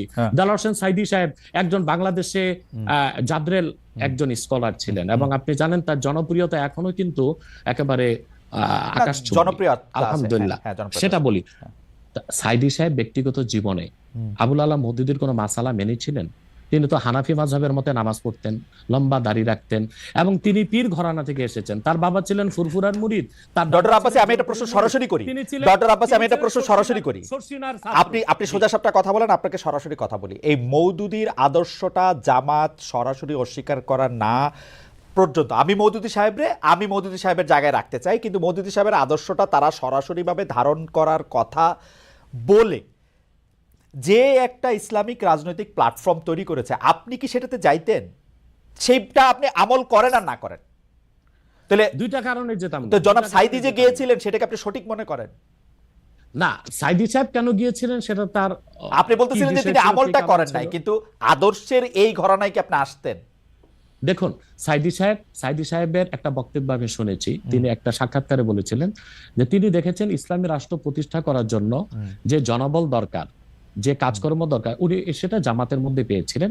সেজন্য তিনি জামাতের রাজনীতিতে ছিলেন, কিন্তু ব্যক্তিগত জীবনে তিনি তো হানাফি মাযহাব মেনেছেন, আহলুস সুন্নাহ ওয়াল জামাতের আকীদা বিশ্বাসী লালন করতেন অধিকাংশ ক্ষেত্রে, এবং তিনি পীর ঘরানা ছিলেন এবং পীর মাশায়েখদেরকে যথেষ্ট শ্রদ্ধা করতেন। আমি আগেই বলেছি যে বাংলাদেশে জামাত ইসলামী আকীদাগত দিক দিয়ে আবুল আলা মওদুদের আকীদা সবাই গ্রহণ করে নাই। দক্ষিণ চট্টগ্রামে যারা জামাতের নেতা আমির, তারা আমাদের সাথে দক্ষিণ চট্টগ্রামে, আচ্ছা এই ব্যাপারে আপনার বক্তব্য পরিষ্কার। আমি এই ব্যাপারে আবার উত্তরবঙ্গে যারা জামাতের নেতা তারা লামাযহাবী, তারা মাযহাবী মানেন না। সেজন্য আমি বলেছি আবুল আলা মওদুদী তিনি কোনো ইমাম ছিলেন না, তিনি ছিলেন রাষ্ট্রচিন্তক, দার্শনিক। তো তিনি একটা ইসলামী একটি শরিয়া রাষ্ট্র কায়েমের জন্য তিনি যে রাজনৈতিক দর্শন দিয়েছিলেন সেটা জামাত নিয়েছে, কিন্তু আবুল আলা মওদুদীর আকীদায় যথেষ্ট ত্রুটি ছিল, সেটা আগেও বলেছি, এখনো বলছি। এবং জামাত ইসলামী যেহেতু ডেমোক্রেসির চর্চা করে, তাদের সাথে আমার যাওয়ার প্রশ্নে আসে না। তবে আমি আবারও বলছি, চরমনাই হোক, জামাত হোক, মজলিস হোক, তারা সবাই মিলে অ্যালায়েন্স করে সংসদে একটা বিরাট সংখ্যক প্রতিনিধি দল নিয়ে থাকুক, এটা আমি চাই। ওকে, আমি জাস্ট এটাতে একটা ছোট্ট করে একটা জিনিস যোগ করে আমি জামাতের এবং রাজনৈতিক প্রসঙ্গে আসবো। আমি শুধু একটু ধর্মীয় প্রসঙ্গে একটু আসতে চাই। আপনি লামাযাবিদের কথা বললেন, লামাযাবিদের অনেকেই, আপনি যে নিজেকে একজন গর্বিত কট্টর সুন্নি বলে পরিচয় দিচ্ছেন, সেই জায়গায় আপনাদের বিশ্বাস এবং ধর্মাচরণে, যেটাকে ঈমান আর আকীদা বলা হয়, সেটার মধ্যে অনেক ত্রুটি রয়েছে বলে তারাও মনে করেন, এবং তারা এই ব্যাপারটা নিয়ে তারা একটা অবস্থান নিয়ে থাকেন বিভিন্ন জায়গায়। এমনকি মসজিদের ক্ষেত্রে আলাদা করে ঘোষণা দিচ্ছেন যে এটা হচ্ছে ঠিক এইভাবে পড়ার মসজিদ, এইটা এইভাবে নামাজ পড়ার জিনিস। এই ব্যাপারটাকে আপনি কিভাবে ডিল করেন? মানে এটা কি আপনার কাছে কি মনে হয়? দেখুন কথা হচ্ছে যে যারা লামাযহাবী, তাদের লামাযহাবীরা পৃথিবীর কোনো মুসলিম রাষ্ট্রে স্বীকৃত নয়। যেমন সৌদি আরবিয়া। সৌদি আরবতে আব্দুর রহমান আস-সুদাইস কাবাগরের ইমাম সাহেব বলেছেন লা মাযহাবি একটা বাতিল ফেরকা। সেখানে হাম্বলি মাযহাব চর্চা করা হয় এবং সেখানে কোরআন সুন্নাহ মোতাবেক চলার স্বাধীনতা দিয়েছে সৌদি সরকার। এবং রাষ্ট্রীয় অধিক মাসালার ক্ষেত্রে সৌদি সরকার হাম্বলি মাযহাবের মত নিয়েছে এবং ইমাম আবু হানিফার হানাফি মাযহাব থেকে মত নিয়েছে। যেমন শাফি, মালিকি, হাম্বলি 3 মাযহাবে বেনামাজি যদি মুসলিম হয় তাকে মৃত্যুদণ্ড দিতে হবে। কিন্তু ইমাম আজমের মাসালা হচ্ছে যে না, যদি কেউ মুসলিম পরিচয় দেয়, অমুসলিম নামাজ পড়বে না, এটাই স্বাভাবিক। মুসলিম যদি পরিচয় দেয় আর সে নামাজ না পড়ে তাকে বেত্রাঘাত করা যাবে। এই ক্ষেত্রে সৌদি সরকার হানাফি মাযহাবটা নিয়েছে। তো লামাযহাবিটাকে, লামাযহাবি হচ্ছে সে কোনো মাযহাব মানে না। মূলত এটা ইংরেজদের এই ফেতনাটা তৈরি করে গেছে ইংরেজরা। পৃথিবীতে 200 বছর আগে লামাযহাবি বলে কোনো মত বা ফেরকা ছিল না, সালাফি নামে কোনো দল ছিল না, আহলে হাদিস নামে কোনো দল ছিল না। আমরা তো আহলে হাদিস। আহলে হাদিস কারা? যারা হাদিসের অনুসরণ করে। হানাফি মাযহাবের চেয়ে বেশি হাদিসের অনুসরণ কোনো মাযহাবি করে না। দ্বিতীয় হচ্ছে, আপনি যদি বলেন তারা বলে আমার ত্রুটি আছে আমার বিশ্বাসে আকীদা, আমি বলবো চোরের মার বড় গলা। আমি তো বাংলাদেশেই আছি, তো আমি তো তাদেরকে ডক্টর আসাদুল্লাহ আল গালেব লামাযহাবিদের মধ্যে একজন ভালো স্কলার এবং ভালো আলেম বলে জানি। ওনার ছেলে একদিন আমার সাথে দেখা করেছে ঢাকা এয়ারপোর্টে, বলেছে যে আপনারা নিজেদের মধ্যে গালিগালাজ না করে একটু কি বসা যায় না? আমি তাকে বলেছি তোমার আব্বাকে বলো, উনি জ্ঞানী মানুষ এবং খুব ভদ্র। আসাদুল্লাহ গালেব সাহেব উগ্রপন্থী নন, তিনি খুবই ভদ্রভাবে কথাবার্তা বলেন এবং তিনি জ্ঞান রাখেন।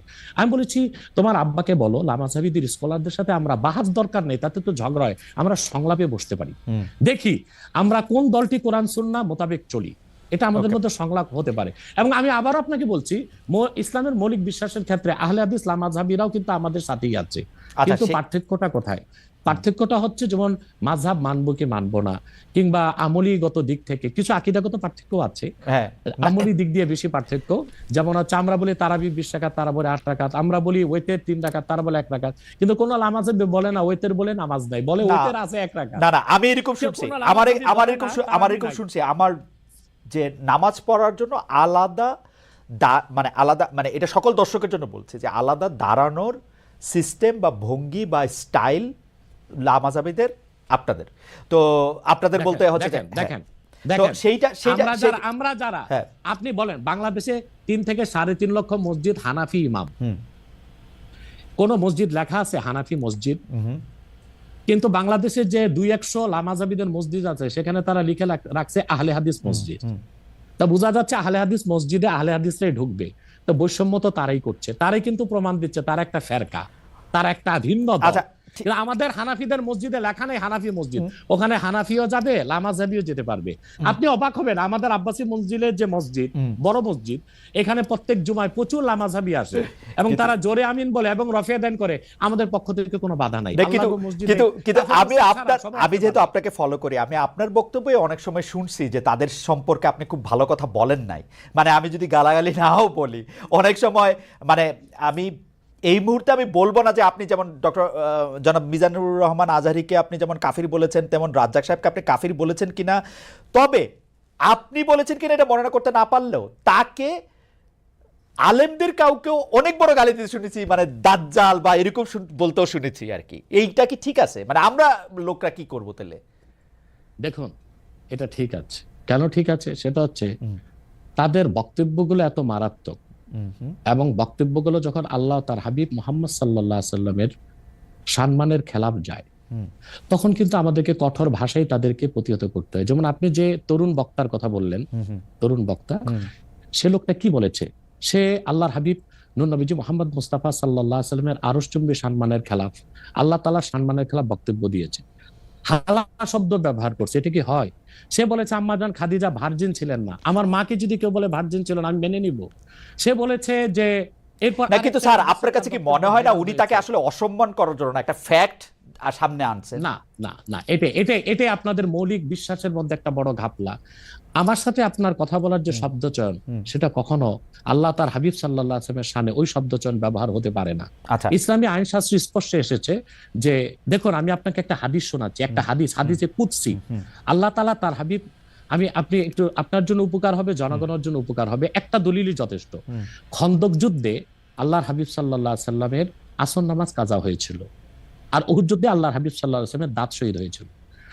উহুদ যুদ্ধে আল্লাহ হাবিব সাল্লাল্লাহু আলাইহি ওয়াসাল্লামের দাঁত শহীদ হওয়ার পর আল্লাহ হাবিব সাল্লাল্লাহু আলাইহি ওয়াসাল্লাম কাফিরদেরকে বদদুয়া করেন নাই, কিন্তু খন্দক যুদ্ধে নামাজটা ছুটে যাওয়াতে এত কষ্ট পেয়েছেন আল্লাহর হাবিব, তিনি বদদোয়া করেছেন, আল্লাহুম্মা ইমলা বুতুনাহুম ওয়া কুবুরাহুম নারা, আল্লাহ কাফেরদের কবরগুলো আর সিনাগুলো জাহান্নামের আগুন দিয়ে ভরপুর করে দাও, তাদের কারণে আসর নামাজটা পড়তে পারলাম না।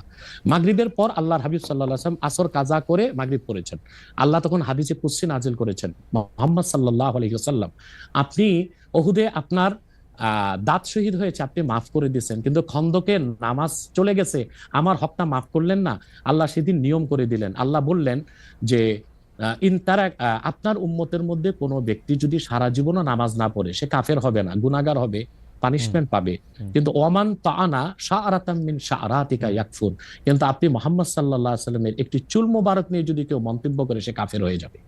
তার মানে হচ্ছে আমার আপনার ক্ষেত্রে যে শব্দ চয়ন চলে সেটা আল্লাহ তার হাবিব সাল্লাল্লাহু আলাইহি ওয়াসাল্লামের আরশচুম্বী শানে চলে না। এখন ইচ্ছাই হোক অনিচ্ছাই হোক ওইরকম শব্দ ব্যবহার যে করবে ইসলামী আইন শাস্ত্র মতে সে কাফের বলে ঘোষিত হবে। ওকে, সেই একইভাবে আপনি মাওলানা রাজ্জাক বিন ইউসুফকেও আপনি বলছেন যে তার কিছু শব্দ চয়ন নিয়ে আপনার আপত্তি ছিল, সেটা একইভাবে সেটা বলছেন সে মাওলানা রাজ্জাক বিন ইউসুফ সম্পর্কেও। এবং তিনি দেখেন একটা কথা বলি, আব্দুর রাজ্জাক সাহেবকে গালি দেওয়াতে আপনি যত কষ্ট পেয়েছেন সে তত কষ্ট পায়নি, কারণ সে তার ভুলটা বুঝতে পেরেছে। আমি যে কোনো গালি শুনলেই কষ্ট পাই, যে কোনো গালি শুনলেই কষ্ট পাই। আপনি তার প্রমাণ হচ্ছে সৌদি এমবিসিতে আমাকে দাওয়াত করেছিল গত বছর, আমি কিন্তু আব্দুর রাজ্জাক সাহেবের ছেলেকে চিনতাম না, কিন্তু দৌড়িয়ে এসে আব্দুর রাজ্জাক সাহেবের ছেলে আমাকে আলিঙ্গন করেছে এবং বলেছে আমি আব্দুর রাজ্জাক সাহেবের ছেলে। তার মানে আমরা যদি কারো ভুল ধরি, কাউকে গালি দিই, কুফর ফতোয়া দিই, সেটা ব্যক্তি আক্রোশ থেকে না, এটা তারাও জানে এবং আমরা চাই তারা তওবা করুক, সংশোধনে আসুক। এখন যে স্কলার গুলোকে আমি কাফের বলেছি, গালি দিয়েছি, আপনার কষ্ট লাগলো, তারা আল্লাহর কাছে ক্ষমা চাইতে তাদের বাধাটা কোথায়? আপনার মতের সাথে যদি তাদের দ্বিমত থাকে, আপনি যেটা বলতেছেন সেটা যদি তারা ঠিক না মনে করে ডিবেট করে, তো আল্লাহর কসম করে বলছি, আমি তাদেরকে যে ফতোয়া দিয়েছি এটা যদি তারা খণ্ডন করতে পারে, আমি প্রকাশ্যে তওবা করব, তাদের কাছে মাফ চাইবো। না স্যার, ডিবেট করে কোনো কিছু প্রমাণ করা যায় না, কারণ ডিবেট তো সাবজেক্ট না, ডিবেট তো subject to Tafsir, subject to interpretation. এখন আপনি যদি না মানেন, সেটা অনলাইন হোক অফলাইন হোক, অফলাইনে বসুক, আচ্ছা অফলাইনে বসুক কিতাবপত্র নিয়ে, মানে এটা তো আপনার ইন্টারপ্রিটেশন, আপনি আচ্ছা ডিবেট বাদ দেন, সংলাপে বসুক। আচ্ছা ঠিক আছে, আমি আমার ধারণা তারা এই অনুষ্ঠানটা অনেকেই হয়তো দেখছেন, তাদের কাছে এটা হয়তো পৌঁছাবে, তারা নিশ্চয়ই আপনার কাছে, আমি চাই আপনার মাধ্যমে হোক, আচ্ছা আপনার উপস্থিতির সংলাপ না ঠিক আছে, আমার মাধ্যমে হলো, আমি যাদেরকে কাফের ফতোয়া দিয়েছি, যেসব স্কলারদেরকে, তারা যদি তা প্রমাণ করতে, আমাকে খণ্ডন করতে না পারে, তারা প্রকাশ্যে তওবা করবে। কিন্তু আর যদি তারা আমার অভিজ্ঞতা শেষ করি, আর যদি তারা প্রমাণ করে দেখায় যে যে স্কলারদেরকে আমি কাফের ফতোয়া দিয়েছি আমি তা পুরোপুরি ঠিক বলি নাই, আমি তওবা করব, আমি তাদের হাত ধরে মাপ চাইব। স্যার আমি আমার অভিজ্ঞতাটা বলি, আমি বাংলাদেশে সাংবাদিকতা করি আজকে 27 বছর। এর মধ্যে থেকে আমি বিভিন্ন রাজনৈতিক নেতৃবৃন্দের ইন্টারভিউ করছি, তাদের দুজনের সাথে বসছি, কিন্তু তারা কখনোই কোনো ডিবেটে বা সংলাপে তাদের অবস্থানের কোনো রকম ত্রুটি কখনো তারা দেখতে পায় নাই এখন পর্যন্ত। তো এই জন্য হচ্ছে সংলাপে কোনো কিছু প্রমাণ করা না প্রমাণ করার জন্য আমার থেকেও কাউরে যদি আপনারা এরকম মানেন যে উনি যেই পক্ষে এটা বলবেন, তাহলে বোধহয় এটা সুবিধা হয়, কারণ এটা কোনো একটা রায় বা ভার্ডিক্ট দিতে হবে না। আপনি দেখেন, সংলাপে কোনো ডিবেট না, ডিবেট হচ্ছে মুবাহাসা, সেখানে ঝগড়া হতে পারে, তর্ক বাড়তে পারে, কিন্তু সংলাপটা হচ্ছে আন্তরিক পরিবেশে দলিল প্রমাণ নিয়ে উপস্থাপন করা, এটা তো হতেই পারে। এটা আপনি করতে পারেন, এটা অফলাইনে অনলাইনে অন্যরা করতে পারে, এবং তারা সবাই বাংলাদেশে এখন আছে। যদি ইসলামিক ফাউন্ডেশনে তারা বর্তমান যে খালেদ সাহেব আছে, উনি তো একজন ধার্মিক মানুষ, তার উপস্থিতিতে করেন আরো সুন্দর হয়।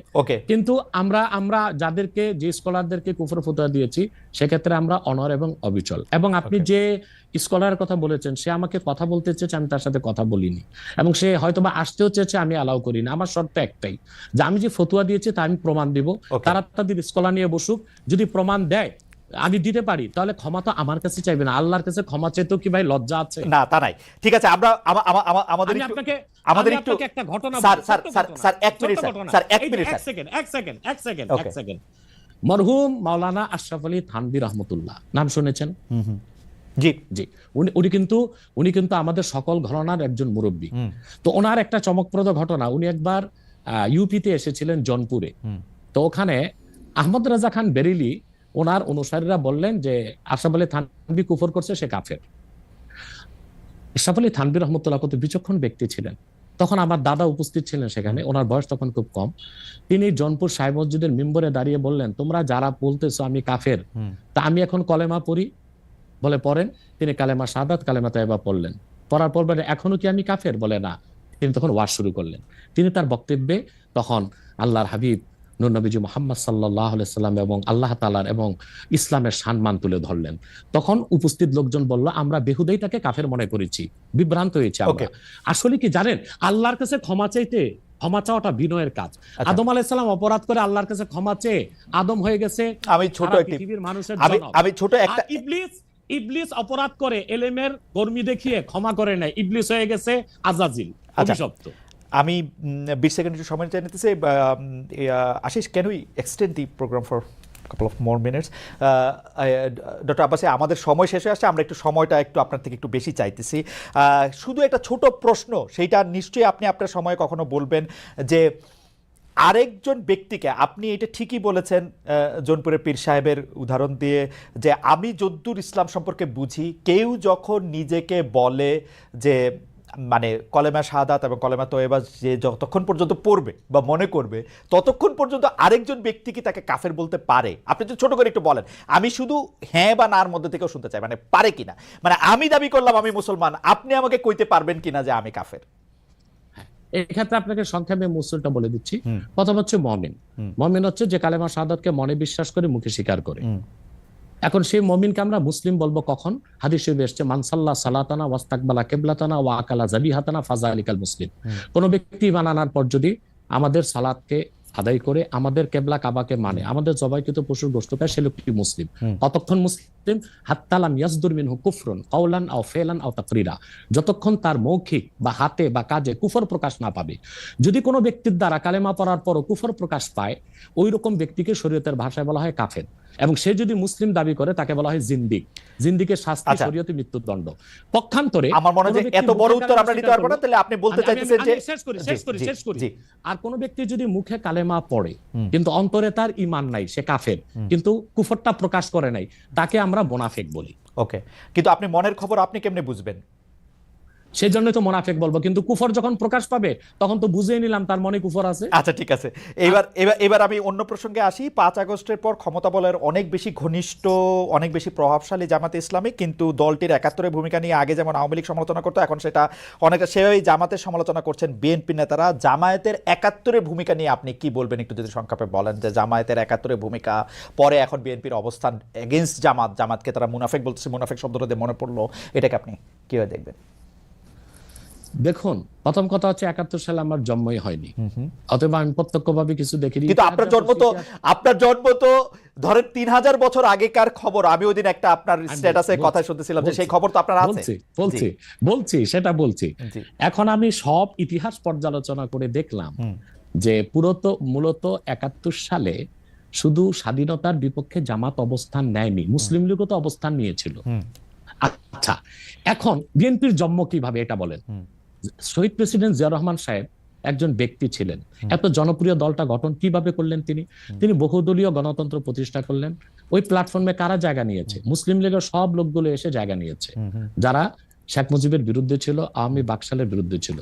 এবং এখন বিএনপিতে যে লোকগুলোকে আপনারা দেখতেছেন, এরা অধিকাংশই কিন্তু ডানপন্থী, রাইটিস্ট এবং ইসলামিস্ট অনেক লোক আছে। পাশাপাশি ফখরুল সহ আরো কিছু লোক আছে, তারা কিন্তু বাম ছিল। ফখরুলের কিন্তু রাজনৈতিক নেতা হচ্ছে রাশেদ খান মেনন। আমি মনে হয় রাশেদ খান মেননে, আমার ভুল না হলে জেলে আছে। তো তারা কিন্তু তারা এইরকম বিএনপিতে প্রচুর বামের ডান এসেছে, অর্থাৎ তারা বামের ডান হয়েছে এখন বিএনপিতে এসে। তো প্রচুর পরিমাণ মুসলিম লীগের লোক তো বিএনপি আছে, তারা তো স্বাধীনতার যুদ্ধের বিরোধিতা করেছিল মুসলিম লীগ থাকা অবস্থায়। তো শুধুমাত্র স্বাধীনতার যুদ্ধের বিরোধিতার জন্য জামাতকেই ধোলাই করবেন? তাদেরকে কি ধোলাই করা উচিত না? এখন প্রশ্ন হচ্ছে কেন 71 সালে জামাত, আমি এক কথায় উত্তর দিব যে 71 সালে বাংলাদেশের স্বাধীনতার বিপক্ষে অবস্থান নেওয়াটা জামাতের রাজনৈতিক ভুল সিদ্ধান্ত ছিল। যেহেতু এটা স্পষ্ট ছিল যে বাংলাদেশ থেকে প্রায় 1900 কিলোমিটার দূরে পাকিস্তান, তো মাঝখানে সাগর এবং ভারত, সেখানে দুই জায়গায় দুইটা দেশ থাকতে পারে না। আমি বরং মনে করতাম তখন জামাতের এটাই সিদ্ধান্ত নেওয়া উচিত ছিল যে স্বাধীনতার পক্ষ নিয়ে নেওয়া। কিন্তু তারা নেয় নাই কোনো, সেটা একটা জবাব তারা এটা দিয়ে থাকে যে তারা বুঝতে পেরেছিল বাংলাদেশ স্বাধীন হলে ভারত এখানে করবে, আধিপত্য বিস্তার করবে, এবং সেটা আমরা পরে দেখেছি ভারত কিন্তু আধিপত্য বিস্তার করেছে। এবং শেখ মুজিবুর রহমানের মতো একজন নেতাও কিন্তু ভারতের আধিপত্য থেকে বাংলাদেশকে মুক্ত করতে পারে নাই। জিয়া কেন এত, জিয়া রহমান আমরা যে এত ভারতের আধিপত্যের কথা, আমরা যে এত ভারতের আধিপত্যের কথা জিয়া বলি, রহমান একটু খালেদ ভাই একটু, জি জি, জিয়া রহমানের জনপ্রিয়তার মূল কি? জিয়া রহমানের জনপ্রিয়তার মূলে ছিল দুইটা বিষয়। একটা হচ্ছে তিনি ইসলামী মূল্যবোধী বিশ্বাসী ছিলেন, দ্বিতীয় হচ্ছে জিয়া রহমান ভারতীয় আধিপত্যবাদের বিরুদ্ধে অবস্থান নিয়েছেন, এই জন্যই তিনি নিরঙ্কুশ জনগণের নিরঙ্কুশ সমর্থন পেয়েছেন, এবং বাংলাদেশে এখনো বিএনপি জনপ্রিয় দল, এবং এখনো ফ্রি ফেয়ার ইলেকশন হলে প্রায় 200। আমার মনে হয় যে আপনার এই রাজনৈতিক মানে বক্তব্য নিয়ে আসলে আমার আলাদা কিছু বক্তব্য আসে, সেটা নিশ্চয়ই আমরা একদিন আমরা এটা আলোচনা করবো নাকি, ভারতীয় আধিপত্যবাদ বলতে আমরা কি বুঝি, জিয়াউর রহমান সাহেব এবং জামাতে ইসলামী। জি, এক কথা বলে দিচ্ছি। দেখুন, ভারত 71 সালে আমাদের যে পক্ষ নিয়েছিল স্বাধীনতার যুদ্ধে, সেটা কেন নিয়েছিল? বাংলাদেশের স্বার্থে না। তারা 65 যুদ্ধে পাকিস্তানের কাছে শোচনীয়ভাবে পরাজিত হয়েছিল, এবং ভারতীয় ট্যাঙ্কগুলোকে ডিনামাইট বেঁধে ইস্ট বেঙ্গল রেজিমেন্টের মুসলিম সৈন্যরা উড়িয়ে দিয়েছিল। ইস্ট বেঙ্গল রেজিমেন্টের মুসলিম সৈন্যদের কারণেই পাকিস্তান জয় পেয়েছিল। আমার মনে হয় যে আপনার বক্তব্যটা ফ্যাকচুয়ালি ঠিক কিনা সেটা একটু পরীক্ষা করার দাবি রাখে। 65 সালে যুদ্ধে আসলে কে জয়ী হয়েছিল, তাসখন্দে যে যুদ্ধবিরতি হয়েছিল সেটার মধ্যে আসলে কি শর্ত ছিল, আমার মনে হয় এগুলি নিয়ে আমরা আরেকদিন আলোচনা করব না, পরে বসবো আমরা সেটা।